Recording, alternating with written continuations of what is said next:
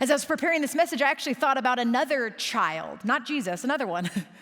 Not as important as Jesus, but This little boy was pretty important, but his parents knew that he would be significant when he was 4 years old. When he was 4 years old, he took some rubber bands and he strung them on the drawers and he started to play ding, ding, ding, ding, ding, and he realized he could make music.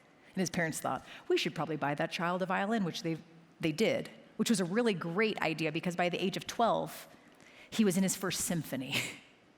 By his 30s, he was in sellout crowds. Tickets would go fast. In fact, his talent demanded $1,000 per minute at any venue that he played in. This guy, Joshua Bell, was talented. So these guys who do social experiments had an idea.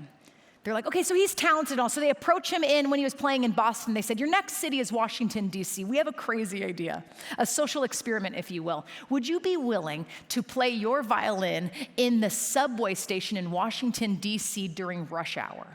We want to see what's going to happen. And he smiled. And he said, well, if I'm going to do it, I'm going to bring my very best. They said, fine. He said, I'm going to bring my Stradivarius. I didn't know what that meant either.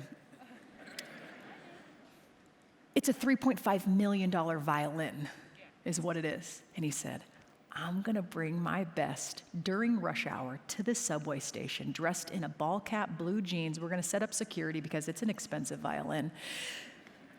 And we're going to see what happens. And he began to play. He didn't start with like pop culture songs. No, he started with Bach. He put some seed money into his little case, and he began to play. And no one even paused for 7 minutes. Not even a pause. At the 7-minute mark was the first time someone paused, took a look, walked over and dropped in $1 and moved on. A guy whose talent demands $1,000 a minute at the end of a 1-hour performance made $32.17. 20 of it was from one woman, who was the only woman who paused for more than 5 minutes. She paused and simply watched for 10. And as soon as he finished one of his songs, she walked up, put the $20 bill in and said, you're amazing. I saw you play at the Library of Congress last night. How are you here? They interviewed Joshua Bell afterwards. They're like, how was that experience? He goes, shocking. He goes, it's also very humbling. During my normal shows, if someone coughs, I'm offended. But here, I was grateful if someone just dropped in $1 instead of loose change. You see, these thousands of people, of the thousands that walked past greatness, 7 paused.